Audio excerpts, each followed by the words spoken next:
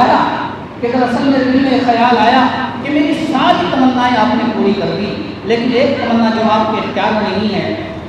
میری وہ تمنا پوری نہ ہو سکی۔ کیا کہ میں نے بہت دعائیں کی،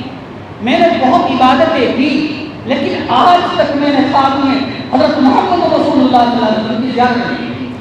میں تمنا کرتی ہوں، میں دعائیں کرتی ہوں، لیکن آقا کی زیارت آج تک مجھے خواب میں نہیں ملی۔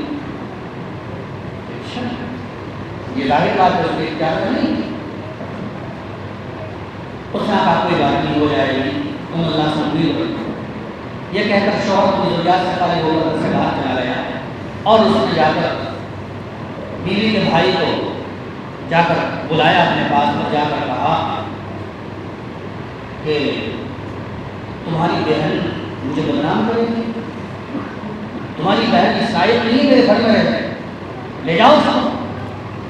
غلط شکایت۔ اور یہ کہا کہ اس بڑھاپے کی عمر میں جب بھی میں جاتا ہوں بڑا سنگار کے ساتھ رہتی ہے، شرم نہیں آتی اسے چاہیے کہ اپنے بڑھاپے کا خیال رکھے،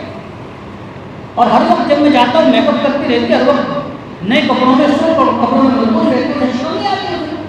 لے جاؤ کہ بہن کو میرے گھر سے۔ اس کے بھائی کو شکایت کی، بھائی احساس ہوا، بھائی اسی لیے اپنی بہن کے گھر پر پہنچا تو واقعی دیکھا نئے کپڑوں میں ملبوس بناؤ سنگار کے ساتھ بیٹھی ہے۔ بھائی نے جا کر جو بہنوں کی شکایت کی تھی انہیں الفاظ میں ڈانٹنا اور دھمکانا شروع کیا، اور کہا یہ کیا تمہارا انداز ہے رہنے کا، اس بڑھاپے کی عمر میں تمہیں خیال نہیں آتا کہ تم اپنی بڑھاپے کا خیال رکھو، ہر وقت بناؤ سنگار میں رہتی ہو، تمہارے اولاد کوئی نہیں ہے اور تم اتنا میک اپ کرتی ہو۔ بیوی کے دل کو احساس ہوا، رونے لگی کہ میں تو جتنا بھی بناؤ سنگار کرتی ہوں اپنے دل میں سوچا صرف اپنے شوہر کو خوش کرنے کے لیے اور اپنی شوہر کے منشا کے مطابق کرتی ہوں، میرے منشا تو کسی اور کو خوش کرنا نہیں ہے۔ بھائی کو بڑی تصویر سنا کر چلا گیا، اور اس نے فوراً وہ جو ان کا کپڑے تھے وہ اتارے، معمولی کپڑے پہنے، اپنے بناؤ سنگار کو معمول میں تبدیل کیا، ہاتھ منہ دھلے اور بیٹھ گئی اور رو رہی، بلک رہی کہ آج میرے بھائی کی مجھ پر غلط نگاہ کیسے گئی، اور میرے بھائی نے میرے بارے میں کیسے غلط سوچ لیا، کیا میری کسی نے شکایت کی، کیا میری کسی سے میرے بھائی سے کسی نے میری شکایت کی ہے، کیا بات ہے، غلط فہمی کیوں ٹکرا ہوا میرے بھائی، اور ایسی کیا بات، روتے روتے بلکتے بلکتے اسے نیند آ گئی، بیٹی ہوئی سی رو رہی تھی، نیند آ گئی، جس سوئی تھوڑی سی آنکھ لگی تو آقا انعامدار محمد رسول اللہ صلی اللہ علیہ وسلم کی زیارت ہو گئی۔ جو بیدار ہو کر اٹھی تو اتنے میں شوہر تشریف لے آئے تو دیکھا کہ بیٹی مسکرا رہی ہے۔ بیوی شوہر نے معلوم کیا کیا بات ہے، کیوں مسکرا رہی ہے، تاکہ آج میری تمنا پوری ہو گئی۔ کہ کون سی تمنا، کہ میں نے تمنا کی تھی آقا کی زیارت ہو جائے، آج مجھے ہو گئی۔ اچھا، لیکن میری سن میں ایک بات نہیں آئی کہ میرا بھائی آ کر مجھے دھمکا گیا، کہ میری کسی کی سنا گیا، میں تو جتنا بناؤ سنگار کرتی ہوں وہ آپ ہی کے لیے کرتی ہوں۔ شوہر نے کہا کہ میری تو اس کو بھیجا تھا، میری تو اس کے پاس ہو رہے تھے، کہ اس کی وجہ کیا تھی، کہ دراصل بات یہ ہے کہ آج تک تم نے اس گھر میں آنے کے بعد، اس دہلی پہ آنے کے بعد تم نے کوئی کڑوی بات نہیں سنی تھی، تم نے کوئی سخت بات نہیں سنی تھی، میں نے تمہارے بھائی کو تمہارے خلاف کان بھر کر بھیجا اور تم نے کڑوی تسلی سنی، تمہارے دل پر چوٹ لگی، اور جب دل پر چوٹ لگی آ کر تشریف لے آئے۔ جب دل پر چوٹ لگتی ہے، بارگاہ خداوندی کا بندہ ہاتھ اٹھاتا ہے، اللہ رب العزت قبول فرما لیتے ہیں۔ تو حضرت عمران کی بیوی نے پرندے کو پیار کرتے ہوئے دیکھا تو دل پر چوٹ لگی، تمنا کی، دعا کی، اے اللہ اگر تو نے مجھے اولاد عطا فرمائی، نیک اولاد عطا فرمائی، مجھے لڑکا عطا فرمایا، تو میں اسے تیری دین کی خدمت کے لیے، تیرے دین کی خدمت کے لیے وقف کر دوں گی، نظر کر دوں گی۔ اور اس زمانے میں دین کی خدمت کے لیے وقف کرنے کا مطلب یہ ہوتا تھا کہ بیت المقدس جو مسلمانوں کا قبلہ اول ہے، اس کی خدمت کے لیے، اس کی مجاوری کے لیے، اس کی صفائی ستھرائی کے لیے لوگ اس طریقے سے اپنی اولادوں کو وقف کیا کرتے تھے، نظر کیا کرتے تھے۔ یہ نظر مانی کہ میرے یہاں اگر اولاد مذکر پیدا ہوئی، لڑکا پیدا ہوا، تو میں اپنے بچے کو بیت المقدس کی خدمت کے لیے وقف کر دوں۔ یہ دعا اللہ کی بارگاہ میں قبول ہوئی، اور کچھ دن کے بعد یہاں سے اولاد ہوئی تو لڑکے کے بجائے یہ لڑکی پیدا ہوئی، جس کا نام عمران ہے، جس کا نام مریم ہے۔ انہوں نے بارگاہ میں دعا فرمائی، اللہ میں نے تو نظر مانی تھی بیت المقدس کی وقف کرنے کے لیے، لیکن یہ تو لڑکی ہے، لڑکا نہیں، اور وہاں پر وقت کیے جاتے ہیں لڑکے، لڑکی نہیں کی جاتی ہے۔ اللہ کی طرف سے پیغام آیا، کوئی بات نہیں، جہاں تک اولاد کی بات ہے تمہارے لیے یہ بھی محفوظ ہے، لیکن تمہاری لڑکی کو بھی ہم قبول کر لیتے ہیں، تو لہٰذا تم لڑکی کو وقف کر دو۔ یہ بچی جب بڑی ہو جاتی ہے، یعنی سن شعور کو پہنچتی ہے، تو اس کو بیت المقدس کی خدمت کے لیے، بیت المقدس کی مجاوری کے لیے وقف کیا جاتا ہے۔ لیکن وہاں پر سب مرد ہیں، وہاں پر سب نوجوان ہیں، بوڑھے ہیں، یہ بچی ان میں جاتی ہے تو اس کی خدمت کا اور اس کی پرورش کا مسئلہ پیدا ہوتا ہے۔ میں نے جو آپ کے سامنے آیت پڑھی ہے، اس آیت میں یہی واقعے کا خلاصہ بیان کیا ہے، اور اسی ضمن میں صرف چند باتیں بیان کر دی ہیں۔ یہ وہاں پر جاتی ہے تو اس مجمع میں، بیت المقدس کے مجاوروں کے مجمع میں، اس کے رشتہ دار نہیں بلکہ وقت کے پیغمبر ہیں حضرت زکریا علیہ السلام، جو اس کے خالو ہوتے ہیں۔ فیصلہ یہ ہوتا ہے کہ اس کے خالو کی خدمت میں یہ رہے گی، خالو اس کی خدمت کریں گے اور خالو کے پاس یہ رہے گی۔ خالو،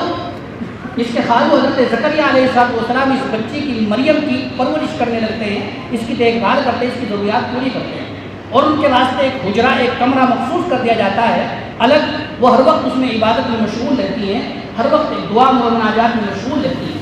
ایک مرتبہ حضرت زکریا علیہ السلام ان کے پاس اچانک پہنچے،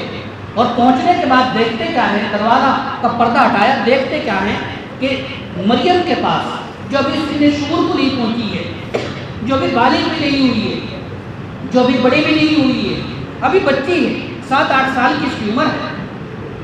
دیکھتے ہیں حضرت زکریا علیہ السلام کہ ان کے پاس، ان کے کمرے میں، ان کے پاس تازہ پھل، تازہ فروٹ مختلف قسم کے رکھے ہوئے ہیں،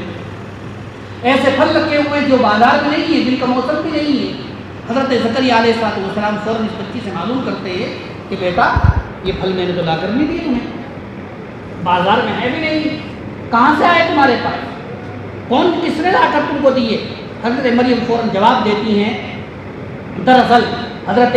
جبرائیل امین علیہ السلام ان کے پاس روزانہ جنت سے تشریف لاتے تھے، اور جنت کے کھانے ان کے پاس لا کر رکھا کرتے تھے، ان کے پاس وہ رکھے ہوئے تھے۔ حضرت مریم نے جواب دیا کہ خالو جان، تمہیں اعتراض نہیں کرنا چاہیے، یہ میرے رب کی عطا ہے، میرے رب کی عطا ہے، میرا رب جس کو چاہتا عطا کرتا ہے، ان اللہ یرزق من یشاء بغیر حساب، اللہ جس کو چاہتا ہے بغیر حساب کی عطا کرنا دیتا ہے۔ بہرحال حضرت زکریا سرپرست ہیں، حضرت زکریا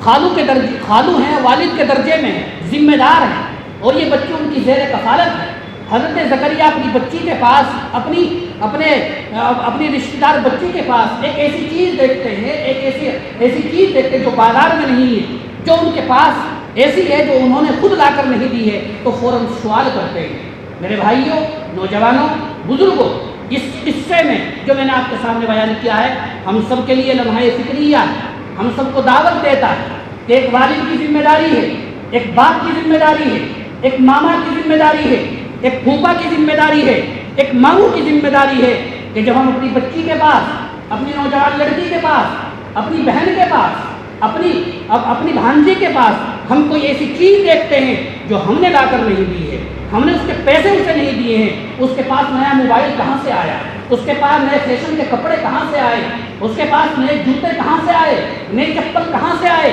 ہم کبھی سوال نہیں کرتے ہیں۔ میرے بھائیوں، آج کل کے اس دور میں، فتنہ فساد کے دور میں، جو سوشل میڈیا پر مسلم لڑکیوں کو ہندو دھرم میں کنورٹ کرنے کا، ہندو دھرم میں ان کو تبدیل کرنے کا جو ایک پلان چل رہا ہے، جو ایک سازش چل رہی ہے، جو ایک سیلاب کی طرح سوشل میڈیا پر اس طرح کی دلخراش خبریں، دل کو دکھ دینے والی خبریں جو وائرل ہو رہی ہیں، اس پس منظر میں ہم کو سمجھ لینا چاہیے کہ ایک باپ کی ذمہ داری ہے۔ میں نے آپ کے سامنے حدیث پڑھی، کوئی انسان بھی آزاد نہیں ہے، جانور کی طرح آزاد نہیں پیدا کیا گیا ہے، جس کے اولاد ہے وہ اپنی اولاد کا ذمہ دار ہے۔ وہ ذمہ دار صرف اس کا نہیں ہے کہ دکان سے پیسے کما کر لا کر راشن رکھ دے، اور وہ مزدوری کر کے آئے، مزدوری کر کے وہ گھر میں سامان لا کر رکھ دے، اچھے کپڑے دلا دے، اچھے مہنگے سامان دلا دے، فیشن کے کپڑے دلا دے۔ صرف یہی ذمہ داری نہیں ہے، بلکہ ایک والد کی ذمہ داری ہے، ایک ماں کی ذمہ داری ہے، گھر کے ایک سرپرست کی ذمہ داری ہے کہ وہ بچے کی چال ڈھال پر، بچے کے رفتار و گفتار پر، بچے کے آنے جانے پر وہ نگاہ رکھے۔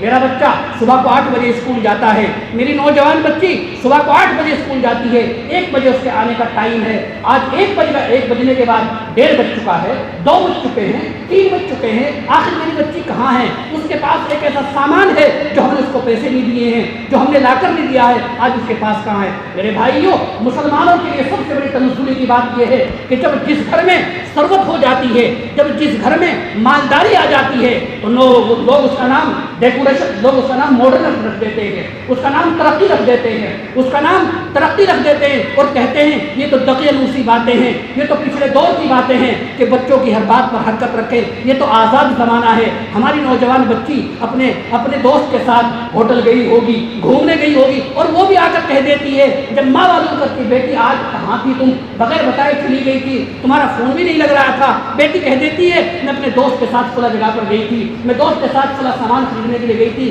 किसी की पेशानी पर शिकन नहीं आती है, किसी की गैरत नहीं जागती है। मेरे भाई किधर जा रहे हैं? तुम्हारी तहजीब अपने ही खंजर से खुदकुशी करेगी। शाख नाजुक पे जो आशियाँ बनेगा वो नापायदार होगा। ईमानदारी की बुनियाद पर, पैसे की बुनियाद पर अगर हम इसको तरक्की का नाम देते रहे, हमारी बच्चों की गैरत, हमारी बच्चों की इस्मतें इसी तरीके से पामाल होती रहेंगी। मेरे भाइयों, आज के इस दौर में अपनी बच्चों को बचाने की बहुत ज़्यादा ज़रूरत है, और इसका इब्तिदाई अमल ये है कि अपनी बच्चियों को सोशल मीडिया से, बड़े मोबाइलों से कमा हक़ दूर रखिए, जितना रख सकते हैं दूर रखिए। और बच्चियाँ और बच्चे जब भी मोबाइल से दूर रहेंगे जबकि हम खुद दूर रहेंगे। हम अपने मोबाइल का इस्तेमाल गलत ना करें, हम अपने बिस्तर पर बैठकर सबको धोखा दे सकते